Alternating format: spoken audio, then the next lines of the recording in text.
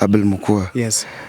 As per you say, considering 2022 and the coming election now, the present situation, what can you say about William Ruto? Is he stronger or weaker?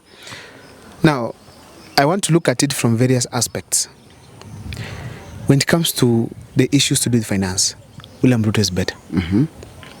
Let me actually put it like resources is better than 2022. You can see how stealing is done all over in government. The projects are done are those ones that benefit William Ruto directly. There's a lot of embezzlement of funds. There's direct benefits that he's getting. You see the people launching industries here and there are close friends to William Ruto.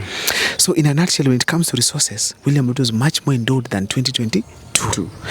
And like with Raila Amolo Odinga who was with the government, they had money. Government has money. So even when he's campaigning, he's using the government choppers. Even the police are with his side, on his side.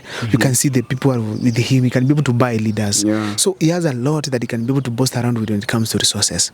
But when it comes to campaigning, William Ruto is weaker. On what basis? In 2022, William Ruto had Gachagua, Ndindi Nyoro, Irungu Kangata, plus many other leaders from the Mount Kenya region. Who've already left him now. These guys have now gone.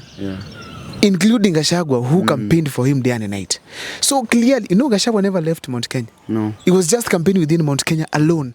So when Gachagua went, Ndindi Nyoro left, William Ruto is not the same in the Mount Kenya region. That's why he has even given up. Kindiki cannot match any of those in the campaigns.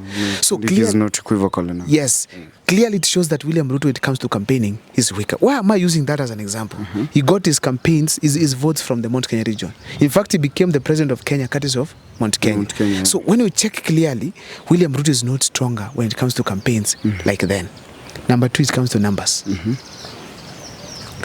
Numbers, William Ruto does not have much. No, I can agree with that. Right now, he's the incumbent. He's hated. People don't want him. I mean, I can't vote for William Ruto. They're tired. Yeah, people are tired with him.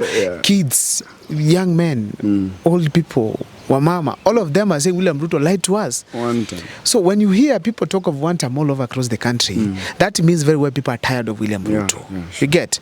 People are tired of William Ruto. In 2022, he had the Hustlers versus the dynasty thing.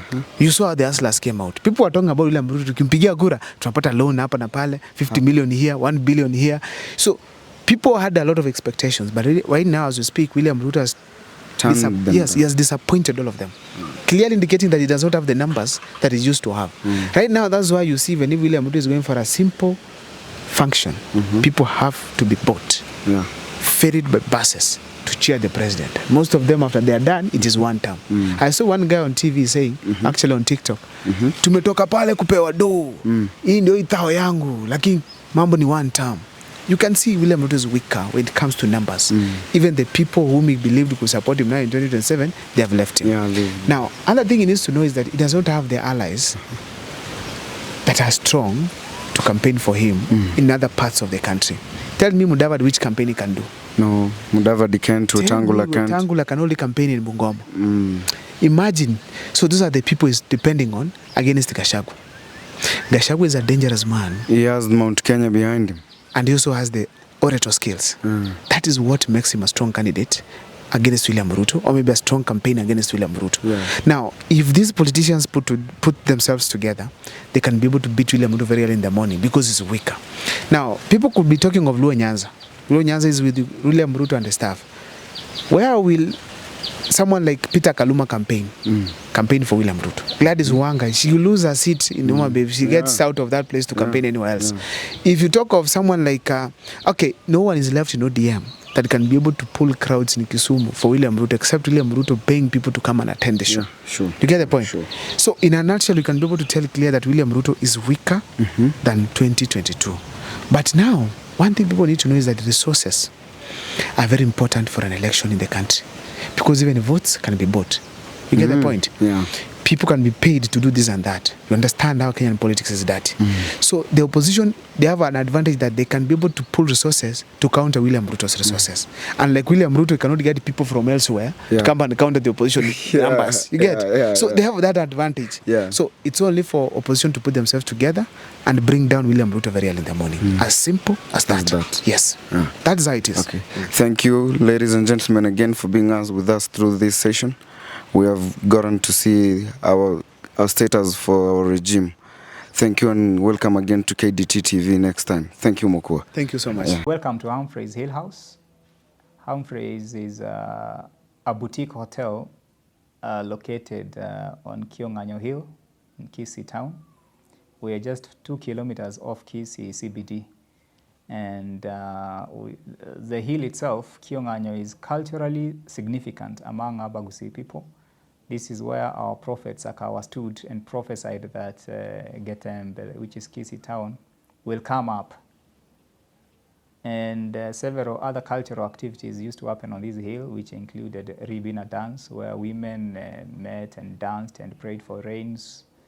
Young men fought wars about marriage in this hill. So the hill is very significant.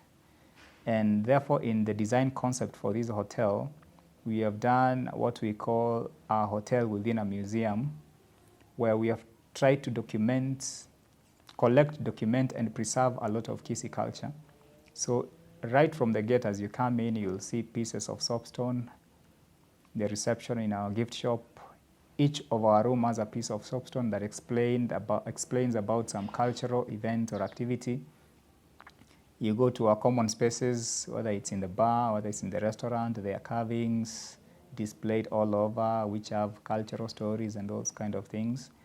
And then at the back side of the main building, we have developed a Gusii homestead, the authentic Gusii homestead with all the traditional huts. And this is where we want culture to be experienced as it was in those days. So the buildings have been done how they were supposed to be. The activities can be carried out. There are indigenous trees there. There are free-range chicken that are running all over. And it's a nice setup if you want to hold traditional weddings and traditional activities. Then next to it, we have an amphitheater that has a capacity of around 250 people, where again, performances, both cultural and meetings and conferences can happen as we endeavor to support the community and preserve the culture that we so wish it doesn't disappear. All in all, you're welcome to Humphreys, and we hope you'll be able to get an experience of the Gusii culture. Thank you very much.